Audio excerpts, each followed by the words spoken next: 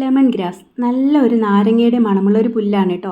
നമ്മൾ പക്ഷേ ഇതിനെ പറയുന്നത് ഇഞ്ചിപ്പുല്ലെന്നാണ്. ഇത് നമ്മൾക്ക് കൂടുതലായി അറിയാവുന്നത് പുൽത്തേയില ഉണ്ടാക്കാൻ ഉപയോഗിക്കുന്നു മാത്രമാണ്. പക്ഷേ നമ്മുടെ സ്കിന്നിന് ഒരുപാട് ബെനിഫിറ്റ്സ് ഉള്ള ഒരു ആയുർവേദിക് മെഡിസിൻ എന്ന് വേണമെങ്കിൽ തന്നെ ഇതിനെ പറയാം കേട്ടോ.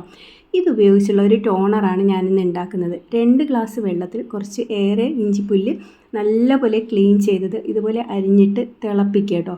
തിളപ്പിക്കുമ്പോൾ അടച്ചു വെച്ച് തന്നെ തിളപ്പിക്കാൻ ശ്രദ്ധിക്കുക. എന്നിട്ട് 1 ഗ്ലാസ് വെള്ളമാകുമ്പോൾ നമുക്ക് 1 ഗ്ലാസ് വെള്ളമായിട്ട് വറ്റി വരുമ്പോൾ നമുക്കതിനെ ഇറക്കി വെച്ച് തണുത്തതിന് ശേഷം അരിച്ചെടുത്ത് നമുക്കതൊരു ബോട്ടിലിൽ അടച്ചു വെച്ച് ഒരു സ്പ്രേ ബോട്ടിലിൽ അടച്ചു വെച്ച് സൂക്ഷിക്കാവുന്നതാണ്.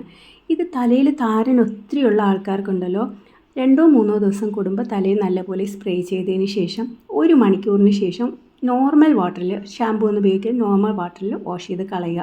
ഇത് ആഴ്ചയിൽ 2-3 പ്രാവശ്യം ചെയ്തു നോക്കൂ. നിങ്ങളുടെ തലയിലെ താരൻ നല്ലതുപോലെ മാറും.